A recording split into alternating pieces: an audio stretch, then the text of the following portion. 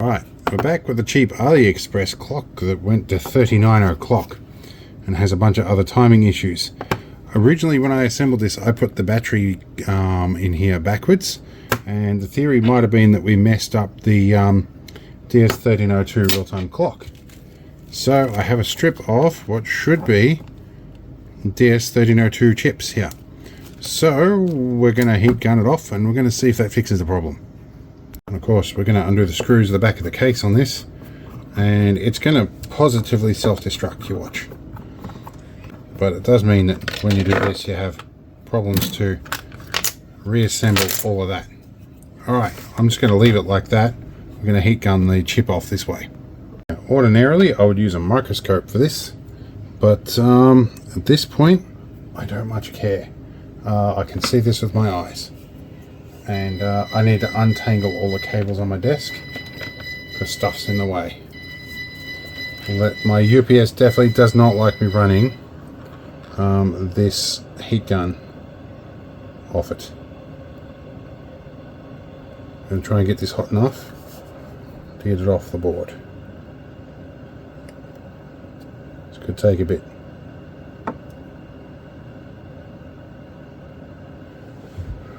Once things are getting warm, I'm a little shaky today. There we go. Chip off. Right, and we will flux and refresh some of the solder on the board. Where's my ultra skinny solder? What's this? 0.71mm solder.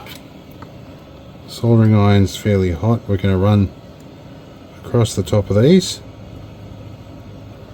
a little bit. And I didn't even need fresh solder. Then we're going to grab some flux paste just to help things along a little bit.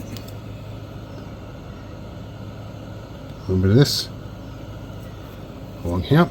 Now we're going to find ourselves a new chip.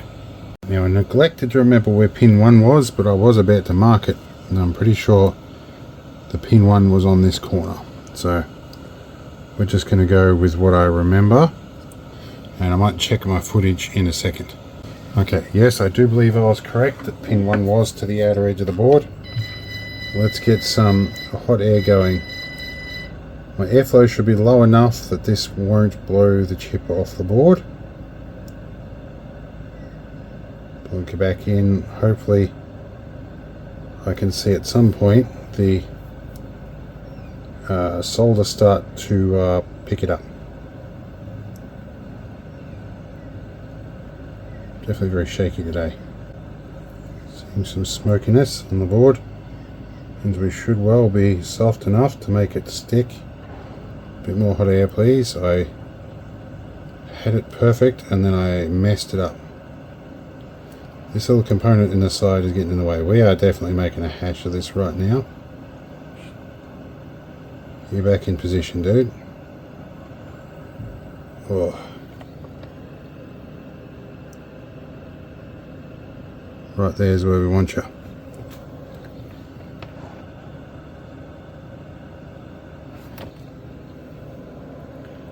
Yep, alright. I'm going to let that cool and then we'll check with a magnifying glass. Okay, so I took a second shot at this off camera and I think I might have got confused between chips because I have this one, I forgot to throw it away.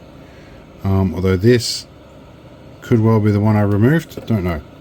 So that is on firmly now.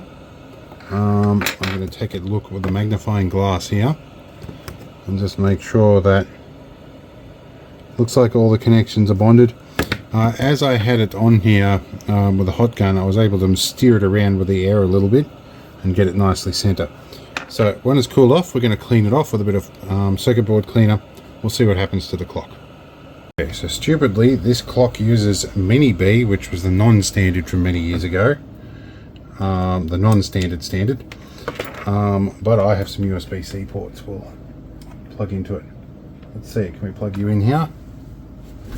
Alright, let's see if it keeps the time. It doesn't appear to be moving at all. That's interesting. Okay. So time is not progressing. That suggests we probably don't have the chip on the board properly if it's not progressing through timing. So it's not moving at all at the second. That's interesting. I think I know why one lead off this crystal came off the board. So this is the timing crystal. So we need to fix that lead. Okay, timing crystal reattached. It is counting. It's at 15:18 now, so I guess we're just going to let it go and see if it goes nuts. Alright, so far we're getting into this pretty well. It's pretty stable, it hasn't gone nuts. I might put a battery back into it and see what happens. Alright, we have a CR1220, so we're going to unplug this for a minute. Put our CR1220 in. We'll see if this helps us remember time. Turn multimeter off. We'll give it time here. And we'll set a nice even time. We'll see how it runs. Alright. Even the other effects might work now too. So let's go set. Let's go. What is it now? It's currently 1300.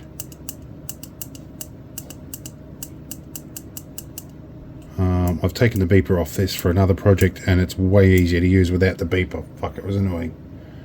Okay, 13. You know what, near enough is close enough. It's 13:18 at the moment. We're going to let it run. We're going to change the air outside effect. This one used to be really indicative of when it would go nuts. So let's see what happens. So what it would do is it would get to the end of this cycle and go absolutely ballistic like this, and then it wouldn't reset, it would stay at that speed. Now it's actually changed behavior. So I'll set this to the correct time actually, then I'll come up and see if it gets out of sync. Alright, so I'll come back a few hours later and shockingly this says 3:17. That's not actually a lie, it's a good thing. I left at about 1:10 and we've been gone for a couple of hours. So I'm going to check the current exact time. It is currently 3:18 and this is kept up on the dot. So absolutely, my channel subscriber was definitely, or channel supporter rather, was definitely correct about suggesting that the DS1302 chip was knackered by reverse polarizing it by putting the battery holder on backwards. So yeah, boys and girls, don't put your battery holders on backwards. But I'm glad to see this works again. Simple fix.